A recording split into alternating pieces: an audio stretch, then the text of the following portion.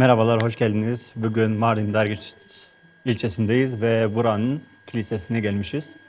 Buradaki kiliseyi tanıtma amaçlı geldik. Burada bir aile yaşamaktadır ve eskiden ibadetler yapılmaktaydı ama şu an herhangi bir ibadet yapılmamaktadır. Sadece turistler için yapılmış yerler vardır ve dediğim gibi bir aile burada yaşamaktadır. Bu aile de daha önce Suriye'den geldiği için artık yaşamını burada sürdürmektedir. Bu kilise yaklaşık 1600 yıl önce inşa edilmiştir. Onun gerçek anlamda restorasyonu 12 yıl önce ve yeni restorasyonu ise 2 yıl önce yapılmıştır. Burada hem Protestan hem de Katolik dini mabetleri vardır ve bunlar ayrı şekilde iki oda şeklinde gruplanmıştır. Katolikler belli zamanda, Protestanlar da belli zamanda ibadetlerini yerine getirmektedir.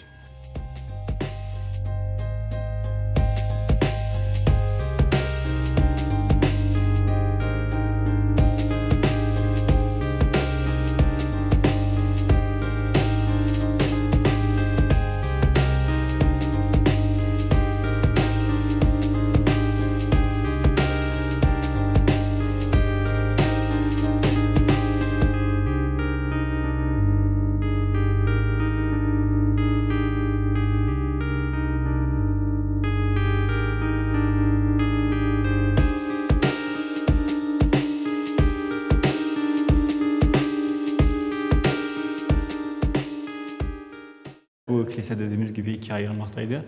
Katolik ve Protestan. Burası Katolik kısmıdır ve burada ayinler gerçekleşmektedir. Burada kendilerine ait bir dini kitapları vardır ve İncil'dir. Arap alfabesiyle yazılmış, içeriği ise Süryanicedir. Biz sorduğumuzda içinde şu şekilde geçiyordu: Allah her yerdedir adlı bir cümle geçmekteydi.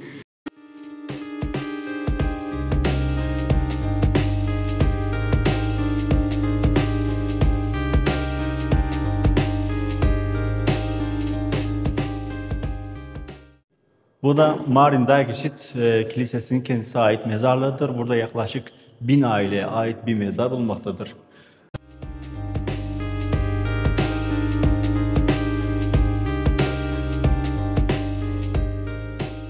Burada Seyyidina denilen 4 kişinin mezarı vardır ve bu 4 kişi din adamı olarak geçmektedir. Bildiğim kadarıyla eskiden papaz psikoz olarak geçiyordu ama edindiğimiz bilgilere göre Seyyidina olarak geçiyor.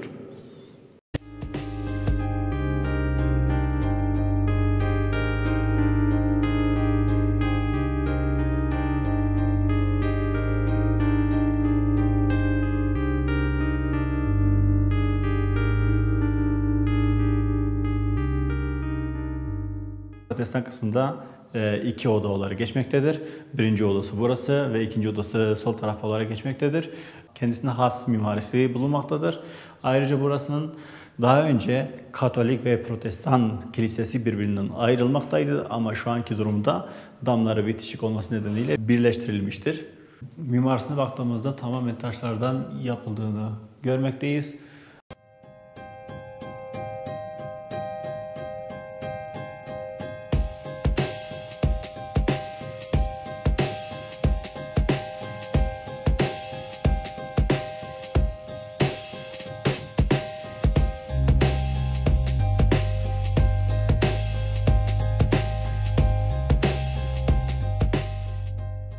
...12 yıl önce restorasyon yapılmıştır.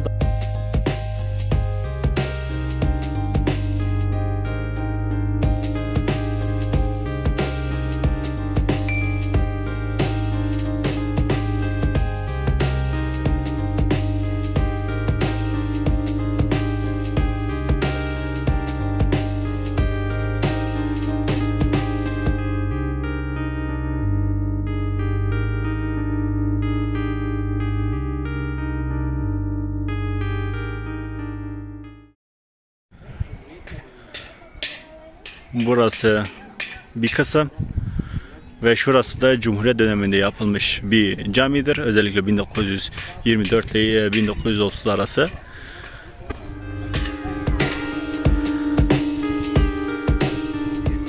Burası Mardin Dergeç ilçesidir. Eski Dergeç olarak geçmektedir. Şu şekilde. Ve restorasyonu şu an bile yapılmaktadır. Ve daha bitmediği için şu tarafa geçemiyoruz.